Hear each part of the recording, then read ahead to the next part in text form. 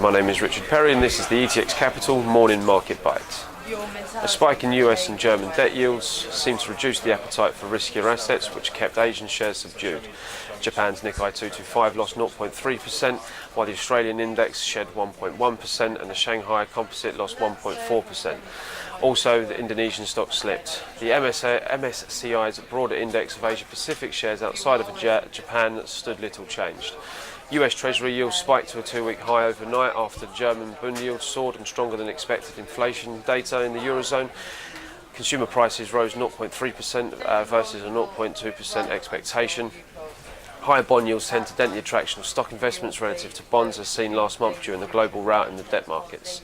Over in the FX markets, the inflation data and corresponding rise in yields helped boost the euro as the currency gained further support when the European Central Bank and the European Commission and the IMF agreed on terms for a cash for reform deal to put Greece in a bid to conclude a 4-month debt stalemate. The euro gained 0.1% this morning to 1.1163 after rallying 2% overnight. The dollar lost 0.2% to the yen to 123.91 compared with a peak of 125.07 struck overnight, its high since late 2002. The dollar index, which was little changed at 95.83 after shedding 1.6% on Tuesday.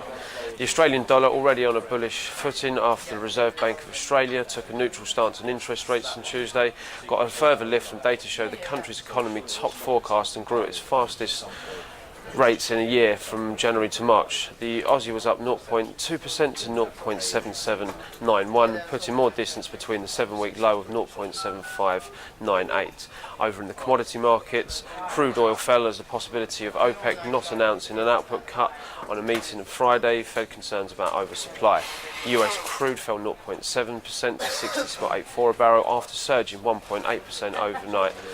The dollar's retreat. Brent shred 0.6% to 65.09 per barrel. Over in the equity markets, BHP Billiton, the world's largest mining company, warned this morning that global oversupply of commodities that is putting pressure on prices is likely to be prolonged. The shares are currently trading at £13.80, down 0.13% for the day. Dixon's Carphone Warehouse, or Dixon's Carphone, the European electrical mobile phone retailer, raised profit guidance for its 2014-15 year after quarterly trading smashed expectations. The shares are currently trading at 492.39, up 2.04% on the day.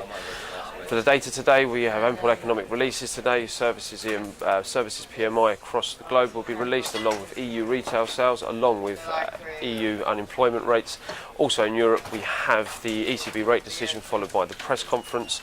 And over in the US, along with the services PMI data, we also have trade balance, ADP employment change and the EIA crude stock change. Currently, the FTSE is down 11.5 points to 69.17 and the DAX is down 16 points to 11.315. Thank you.